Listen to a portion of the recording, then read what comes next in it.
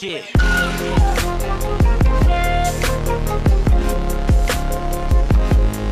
Shit. Assalamualaikum warahmatullahi wabarakatuh. Alhamdulillahirabbil alamin. Allahumma shalli ala sayyidina Muhammad wa ala ali sayyidina Muhammad. Kawan-kawan sahabat Bina Damai Indonesia yang saya cintai, beberapa hari yang lalu saya berbicara soal Wahabi, terkait dengan tokoh di Indonesia, tokoh Wahabi yang sangat terkenal, yang baru-baru ini juga viral dengan videonya yang melarang jamaahnya untuk tidak mengikuti menyanyikan lagu Indonesia Raya gitu. Saya mengenal Wahabi itu sudah lumayan lama.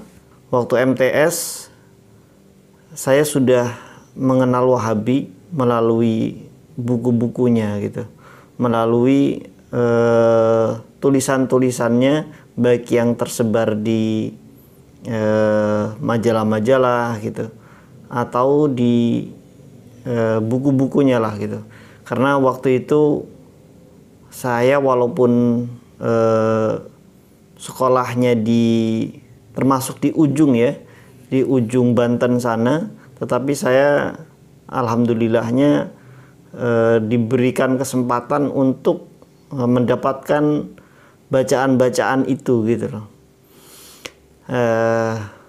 Di sanalah mulai saya berkenalan dengan pencetus dari ajaran Wahabisme adalah Muhammad bin Abdul Wahab. Kira-kira abad ke-18 lah. Beliau sendiri meninggal tahun 1792 Masehi. Nah, ceritanya ketika itu saya mempraktekkan gitu bagaimana cara sholatnya menurut ajaran Wahabi ini ya, bagaimana cara berpakaian, bagaimana juga ajaran-ajaran yang sangat menolak tawasul gitu. Sedangkan di lokasi saya hidup itu sangat menjunjung tinggi soal ajaran tasawuf begitu, ajaran mantik begitu, dan yang lainnya lah, yang itu sangat ditolak oleh Wahabisme gitu. Jadi pada waktu di bangku MTS itu saya sudah mengetahui lah ya, tepatnya mengetahui nama-nama Muhammad bin Abdul Wahab, bin Baz gitu ya, Fauzan Al-Fauzan, Al-Utsaimin, Al-Jibrin, dan juga Albani gitu. Albani ini salah satu tokoh Wahabi yang sangat terkenal sebagai sosok ulama yang paling mumpuni lah di dalam hadis. Jadi ceritanya saya waktu itu mengikuti gitu, baik dalam sholatnya, yang kalau Muhammad bin Abdul Wahab kan mengarang juga tuh buku yang namanya Sifat Sholat Nabi gitu ya. Dalam ajaran Wahabi itu, kalau misalnya imam kita bukan seorang Wahabi juga yang tidak sepahaman dengan kita bermakmum boleh, tetapi bukan sebagai makmum. Kita hanya sholat tetapi bukan sebagai makmum gitu ya. Sholat sendiri-sendiri. Jadi niatnya itu sendiri, tetapi gerakannya itu sama persis dengan imam gitu loh ya, dengan yang di depan kita gitu. Seolah-olah berjamaah tetapi sebenarnya tidak berjamaah begitu. Sampai begitunya itu saya mengikuti begitu. Saya praktekkan gitu ya. Saya praktekkan waktu itu gitu. Termasuk juga soal saya mulai membid'ahkan gitu loh, ajaran-ajaran seperti marhabanan atau yasinan, juga burdah lah, dalailan, itu saya mulai terpengaruh gitu dengan ajaran-ajaran Wahabi itu, sehingga saya menolak untuk mengikuti kegiatan-kegiatan itu gitu.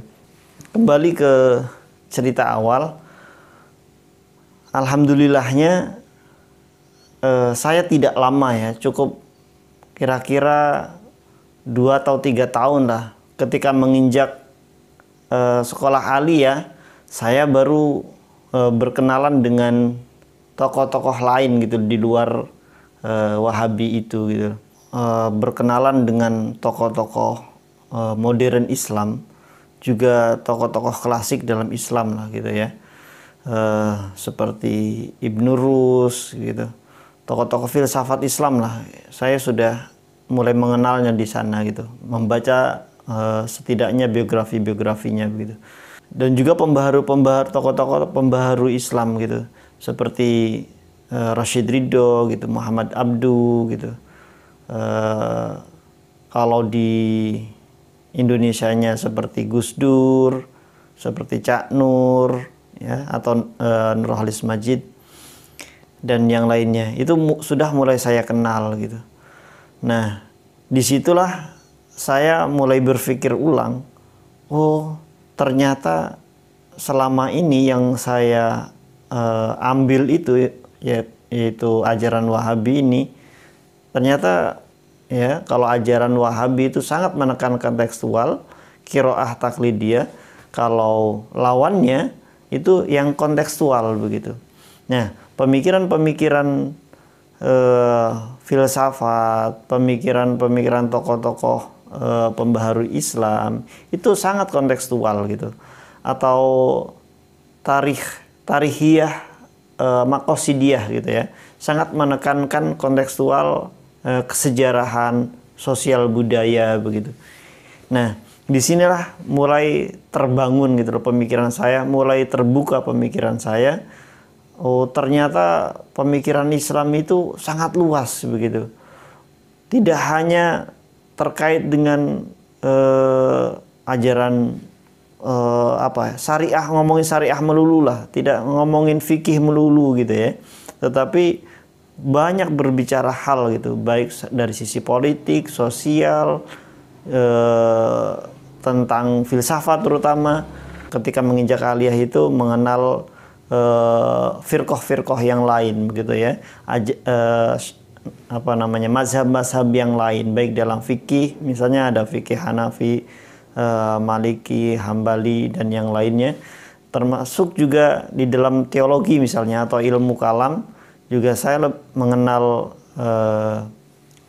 aliran-aliran seperti Maturidiyah, Asy'ariyah gitu ya, atau yang lebih dikenal itu tokoh-tokoh Ahlus Sunnah wal Jamaah gitu ya, yang pada akhirnya hari-hari ini seorang orang Wahabi pun seolah-olah mengambil nama Ahli Sunnah wal Jamaah itu. Ahli Sunnah wal Jamaah itu miliknya, bukan golongan Asy'ariyah atau Maturidiyah yang kebanyakan orang Islam anut saat ini begitu ya. Mengenal Murji'ah, mengenal Khawarij, mengenal Mu'tazilah begitu.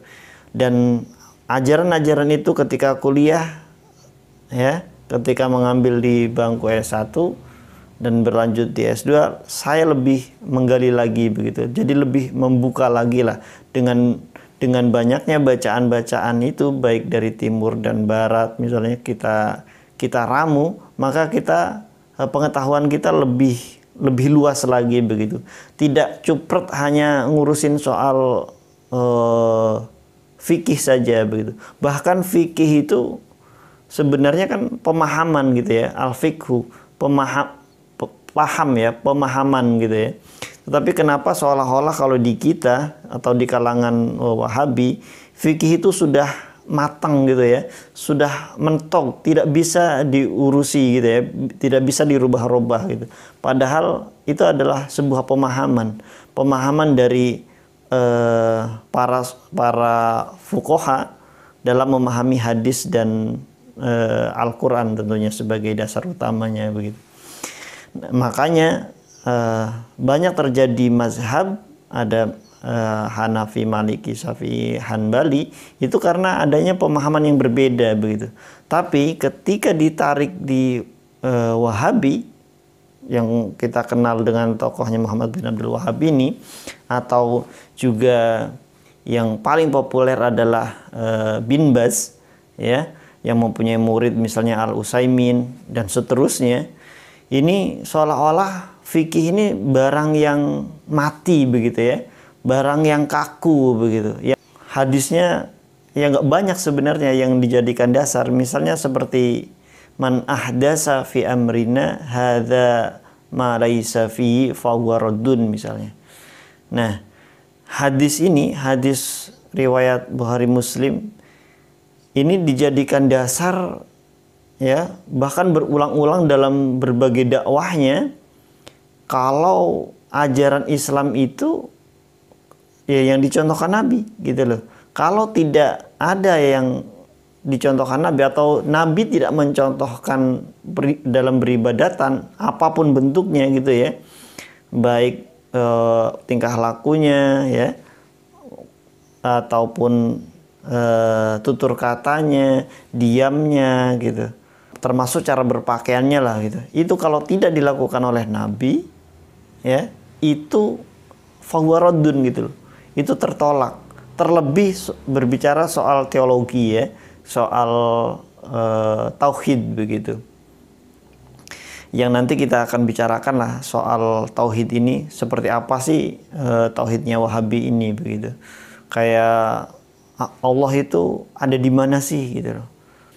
Termasuk juga kita akan membicarakan nanti lah fatwa-fatwa ulama tanah suci lah katanya ya. Ada bukunya misalnya buku yang waktu itu ya, di awal-awal saya perkenalan dengan Wahabi, saya membaca buku ini, salah satunya Fatwa Ulama Tanah Suci. Nah, di sini di buku ini dijelaskan fatwa-fatwanya yang sangat detail gitu, termasuk soal kalau berjanji selain Allah itu bagaimana hukumnya begitu ya. Melakukan ritual-ritual seperti upacara, atau bagaimana kalau menghormati bendera kayak begitu. Itu dijelaskan di sana, dan tentunya jawabannya ya kita sudah tahu semua bahwa itu hal-hal yang dilarang gitu, yang itu dikatakan sebagai musyrik begitu ya. Ajaran Wahabi ini selalu dikaitkan dengan hal tauhid, musyrik gitu ya, dan kafir begitu. Selalu dikaitkan dengan itu, tidak jauh-jauh lah dengan itu ya. Dan yang paling populer lagi, apa-apa bid'ah, tahlilan bid'ah, yasinan bid'ah, maulidan bid'ah, dan semuanya serba bid'ah. Bahkan saat ini muncul juga ada istilah pakaian sunnah, ada rumah sunnah, ada masjid sunnah, dan serba sunnah yang lainnya lah begitu ya. Makanan sunnah, minuman sunnah, ini istilah-istilah yang rancuh gitu ya. Nah, ini nanti kita akan bahas di video-video selanjutnya. Mungkin cukup sekian.